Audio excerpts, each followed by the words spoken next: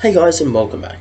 So today we'll be discussing what exactly does Australia need to do with its defence force. Now this is going to be the first in a series of videos. Because defence is actually rather complex and it takes a lot of stuff to understand what we need to do and why we need to do these things. So at the end of the day, this is just going to be me discussing here are the reasons and points behind Australia. This first video will be all about strategy and situations. Okay, it's going to be the boring stuff, I know, but it's actually the most important part of this series. Right? It's pointing out, and it's effectively just going to point out how things have changed. You know, how Australia's ended up where it is. So, yeah, let's get into it. Effectively, there are so many concepts on how to defend Australia. On one hand, you've got a person complaining that the Defence Force isn't designed to help avert climate catastrophe. On the other hand, you've got people saying we need to be able to hit an opponent right up where it hurts. Others saying, well, why do we need a military at all? Why don't we just get police with better with the armoured vehicles or something for when we get invaded? See, the thing is, we just keep going between all these different points, and we don't really have any consistency. So here's my definition of defence. To be able to protect Australia and its national interests within the archipelago region in which we live. This effectively means we should be able to provide protection for the small island nations around us if they get attacked, but we should also be able to protect the entire region as to our coastline as well as our national waters where if we ever get attacked. This is what I think. This is vital to understanding our defence policy, and I think it's also vital to understanding some form of why we need a defence force. Now I've got that done, now I'll explain why we need to change so quickly. First of all, we have lack of government intervention and lack of government interest. The problem is that over the last 10 so years, governments have been basically using it for political stuff. We've had 10 coalition, I believe, defence ministers, and I am going to be the first to say that a lot of Labor governments haven't been the best for defence either. You know, we've had a lot of Labor governments that have cancelled projects or cut defence spending. Then over here we got Liberal governments that can't make up their minds. You got one person coming in, deciding that strategy is not good, or that's not a new enough strategy, and tries to take brownie points. The thing is, defence should not be political, and that really causes harm. What these people have effectively done is they have rendered Australia incapable of defending itself. See, it starts from the top of politicians. Then, of course, we come to rising power. You see, a lot of people, I think they lack foresight, and I think they lack this concept to look ahead and go, here's something that could occur in the foreseeable future. You see, this is one of the biggest problems I see. There's a guy on the internet, well, not a guy, there's a website on the internet called John Menadue, Pearls and Irritations. It effectively does defence stuff. But here's the little problem. So much of what they say is narrow-sighted, and it doesn't take into account the whole broad picture. China doesn't have the capacity to invade Australia or attack Australia. Yeah, that's great. They don't have the capacity right now. Think about how hard would it be to come down here, all the way down here, just to attack Australia. Yeah, it's pointless. However, in the next 5-10 years, when China starts fielding carrier battle groups, then they start fielding large-scale carrier operations, and they're able to deploy large carrier units. Will they have the capacity to do so then? The answer is yes. The thing is, military assets typically have a shelf life of about, off-the-shelf life for about 20 or so years. So when you buy a military asset, it's typically going to be serving in your army, so this is with major surface combatants and fighter jets. They're about 20-30 years or so. This means that anything we buy now will be in service when China is able to deploy aircraft carriers down here. We want to be able to make sure that, one, if China turns hostile, we can defend. But two, we also need to be able to show that we're not unable to protect ourselves. We should be able to provide some form of deterrence. And here's the thing. Like, I welcome Chinese interaction, right? I welcome China if they choose to be a responsible global citizen, right? If they're not putting an aircraft carrier off our coast to intimidate us, and they're here for military operations and we can interact and do training together, beauty, right? Absolutely. The thing is, though, is you've got to understand that China, though, Australia has beef with it, and we are potentially talking about going to war. So, whilst China, I don't have anything against China as a country, we just have to keep in mind that, like, it is sort of considered a threat. It's considered strategic risk, more accurately. It's not currently threatening Australia. However, it's an unknown factor. It's an unknown variable. We don't know how it will act when it has a carrier strike capacity. We don't know how it will act. And honestly, the thing is, it's better to be prepared for the worst case scenario than be prepared for the best case scenario, but the worst occurs. Right? I want peace with China. I want to interact with China as just a regular country. But however, we need to keep in mind that China does have some disagreements with Australia, and it's possible we could see conflict. The next thing is just the rise of Indonesia.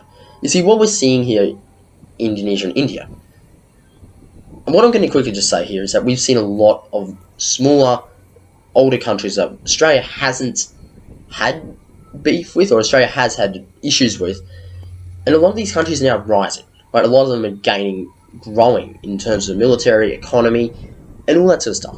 You see, Indonesia is now buying capable 4th generation fighter jets.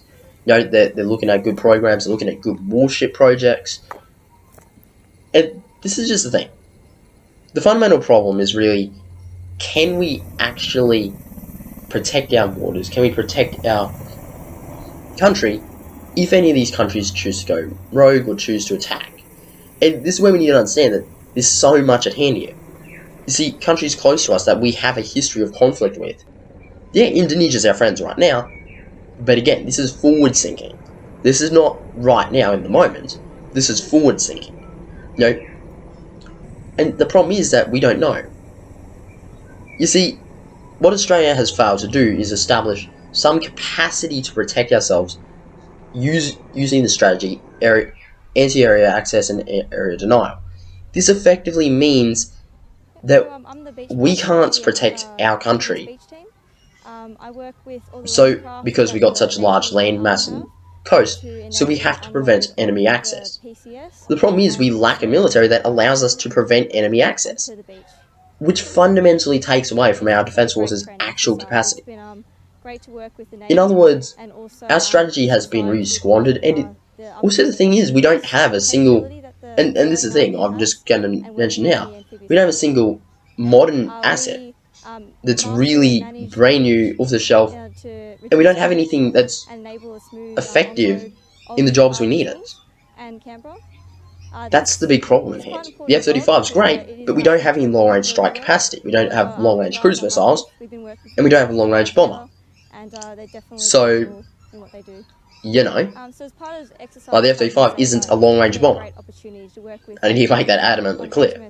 And we have no means of deploying it far overseas or as a bombing asset. It only has 1,000 kilometers range. Yes, you can add external fuel tanks, but it takes away from the stealth, which is the entire point of the aircraft. We don't have a single air defense system, despite the fact that we are potentially seeing a possible adversary that has aircraft carrier strike groups. We don't have a single hypersonic anti-ship missile system, despite the fact we're seeing, again, a potential adversary, or potential adversaries that have hypersonic missile, that have large carrier strike groups, or will have large carrier strike groups. We don't have any capacity really to deter an enemy, and we don't have any real means of actually holding opponents at bay. And this is where you got to sit down and go, this is where the problem lies. Australia, in many ways, has failed at actually achieving the strategic stuff we need. The situation has changed. We are now in a time where we're seeing lots of countries building up, but we're way behind them. And this is the problem. The problem is modern war means you have to guide it with what you got, right? Russia, in theory, had a lot of tanks. You know, they had a lot of capacity to produce. But in reality, they don't. Right? In theory, Russia had a huge amount of tanks and modern assets, but they didn't have the production. Right? Yeah, they had some hypersonic missiles, and they were able to throw those at the Ukrainians at the initial offset of the war. However, after that, they failed because their missiles ran out. They've no longer got modern missiles, so their systems aren't accurate. Their systems aren't as pinpoint or precise. And same as occurred with Ukraine, of course. The only reason why they're winning is because of Western equipment. And this is where we have to sit down and go, the problem is, modern warfare, you have to go at it with what you got. You have to go at the situation with what you're equipped with. And that's why it's so vital for Australia to build up now, right? Because, again, it's better to prepare for the worst and look like an idiot than it is to prepare for the best and then find your face gets kicked in. You know, look at, like, the internet is terrible. You know, look at Japan, you know, like when everyone's talking about how, well, you know, they're like, oh, they can't fly at night, they can't shoot straight, the aeroplanes don't actually work, right? And yeah, the Japanese kicked everyone's backsides all the way down to the Coral Sea. And they could have feasibly invaded Australia if it were not for that victory that we had there. Right? I don't want that to occur with another country, right? And this is the thing, I don't want to see that occur again. And that's something we have to understand. And we need to focus on defense, unfortunately. Like, forwards capacity is very important in war, and I'm for being able to hit an opponent after they hit us. However, the thing is, defense at the moment for Australia is paramount. Offense at the moment, I think we should just take a little break. Right now we should be focused on purely defending Australia. Now, I'm completely on board with Hugh White here when he says we shouldn't agree to defend Taiwan yet, because we don't have the capacity. We do not have the capacity. We lose a single warship, that's 10% of our navy gone. Right, 10%. That's a huge amount. No, and if we lose one of our LHDs, that's 50% of our LHDs gone.